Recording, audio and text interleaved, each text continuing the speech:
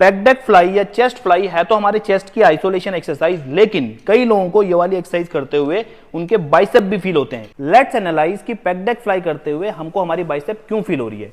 अगर इस एक्सरसाइज को आप ध्यान से देखोगे, ध्यान से इसका एनालिसिस करोगे, तो आप देखेंगे कि जो ये लोड है ये हमारे शोल्डर जॉइंट को इस तरीके से पीछे एक हॉरिजॉन्टल एबडक्शन में ले जाने की कोशिश कर रहा है, शोल्डर जॉइंट को पीछे ले जाने की कोशिश कर रहा है। हमारी चेस्ट मसल इसे रेजिस्ट कर रही है और हमारे शोल्डर जॉइंट को इस तरीके से हॉरिजॉन्टल एडक्शन पोजीशन में लेके आ रही है। लेकिन ये लोड सिर्फ हमारे शोल्डर जॉइंट को ही पीछे नहीं ले जा रहा है। अगर आप ध्यान से इसको देखेंगे तो ये हमारे एल्बो जॉइंट को भी इस तरीके से पीछे लेके जा रहा है और हाइपर एक्सटेंशन में लेके जाने की कोशिश कर रहा है। तो हाइपर एक्सटेंशन में जाने से रोकने के लिए हमारे एल्बो जॉइंट को स्टेबल होना बहुत जरूरी है, और उस स्टेबिलिटी का काम जो कर रहा है वो कर रहा है हमारा bicep muscle along with our ligament.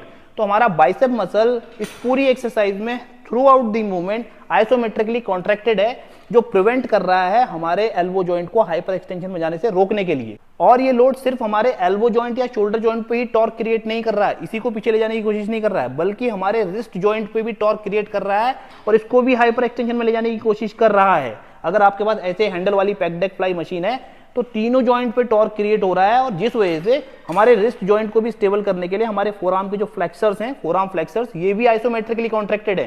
तो इस वाली एक्सरसाइज में हमारी चेस्ट मसल तो हो गई हमारी प्राइमरी टारगेट, जो कि डायनामिक वे में ट्रेन हो रही है।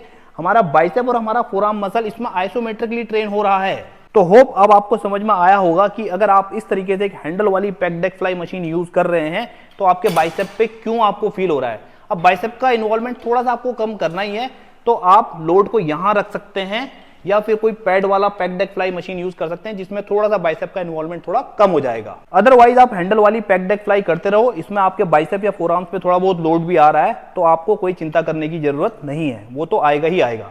तो होप दिस इज हेल्पफुल। कोई भी क्वेरी या कंफ्यूजन है तो आप कमेंट बॉक्स में मुझसे पूछ सकते हैं।